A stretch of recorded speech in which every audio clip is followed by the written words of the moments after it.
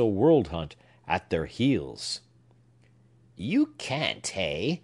cried the old gentleman, with a hard look. "Positively no," answered Clifford. "It puts them too miserably at disadvantage.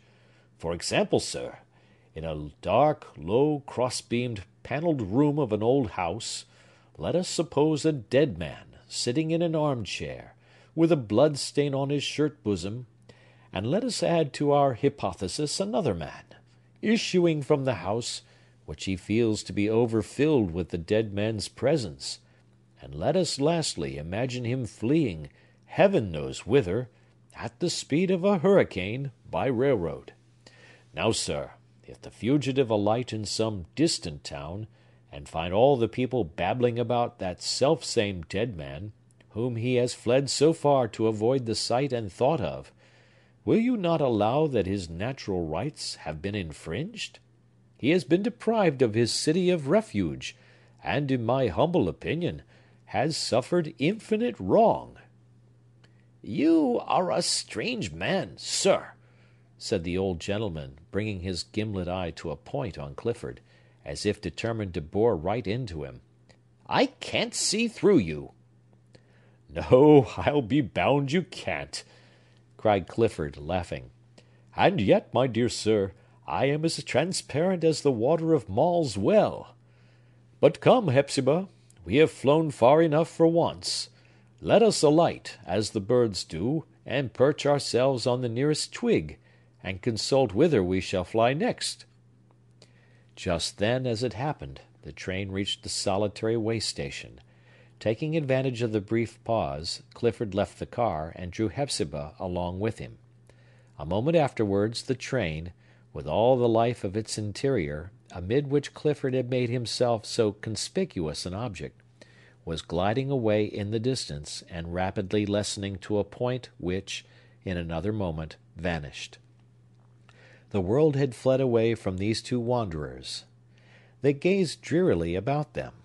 At a little distance stood a wooden church, black with age, and in a dismal state of ruin and decay, with broken windows, a great rift through the main body of the edifice, and a rafter dangling from the top of the square tower. Farther off was a farmhouse, in the old style, as venerably black as the church, with a roof sloping downward from the 3-story peak to within a man's height of the ground. It seemed uninhabited. There were the relics of a woodpile, indeed, near the door, but with grass sprouting up among the chips and scattered logs. The small raindrops came down aslant. The wind was not turbulent, but sullen, and full of chilly moisture. Clifford shivered from head to foot. The wild effervescence of his mood, which had so readily supplied thoughts, fantasies, and a strange aptitude of words, and impelled him to talk from the mere necessity of giving vent to this bubbling up gush of ideas, had entirely subsided. A powerful excitement had given him energy and vivacity. Its operation over, he forthwith began to sink. "You must take the lead now, Hepzibah," murmured he, with a torpid and reluctant utterance. "Do with me as you will." She knelt down upon the platform where they were standing, and lifted her clasped hands to the sky. The dull, gray weight of clouds made it invisible, but it was no hour for disbelief, no juncture this to question that there was a sky above, and an Almighty Father looking from it. "O God!" ejaculated poor, gaunt Hepzibah, then paused a moment to consider what her prayer should be. "O God, our Father, are we not thy children? Have mercy on us." End of chapter.